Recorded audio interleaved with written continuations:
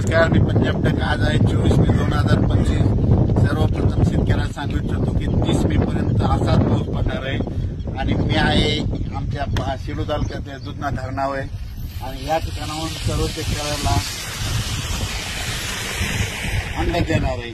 तर हे आहे दुधना धरण, आमच्या शिरूर तालुक्यातलं दुधना धरण आहे आणि या ठिकाणून माझ्या महाराष्ट्रातल्या शेतकऱ्याला अंदाज देणार आहे की राज्यामध्ये 30 तारखेपर्यंत असाच भाग बदलत पाऊस पडणार आहे म्हणून हा अंदाज लक्षात येतात.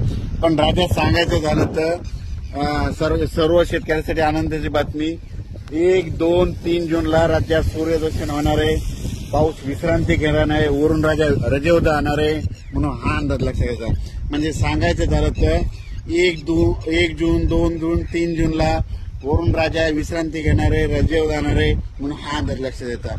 माझी सर्व शेतकऱ्याला विनंती आहे की 1, 2, 3 जूनच्या नंतर ऊन पाडल्याच्या नंतर तुम्ही काय करा, तुम्ही संपूर्ण शेताची कामे आटपून घ्या, कारण की त्यावेळेस उघाड पडणार आहे.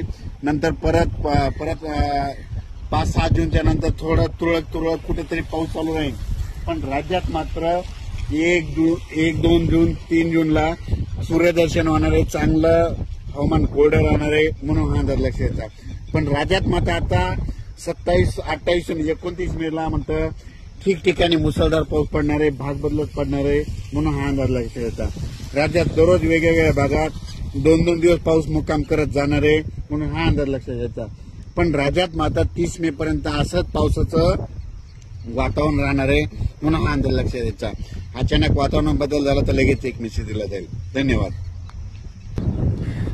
हे पाहू शकता, हे आमचं दुधना धरण आहे, म्हणजे सेलू तालुक्याची लहान भाग होणार आहे. हे धरण आहे, या धरणात देखील पाणी यायला सुरुवात झाली पाहू शकता. पण राज्यात मात्र सर्व शेतकऱ्यांसाठी आनंदाची बातमी, 1 जून, 2 जून, 3 जूनला सूर्यदर्शन होणार आहे म्हणून हा अंदाज लक्षात येतात. म्हणजे वरून राजा विश्रांती घेणार आहे, शेतकऱ्याला कामं करण्यासाठी विश्रांती घेणार आहे म्हणून सर्व शेतकऱ्यांनी हा अंदाज लक्षात येत आहे. मी आहे जालन्याकडे जात आहे आणि परतूर मार्गे जात असल्यामुळं या दुधना धरणावर हे शेतकऱ्यासाठी अंदाज दिलेला आहे. धन्यवाद.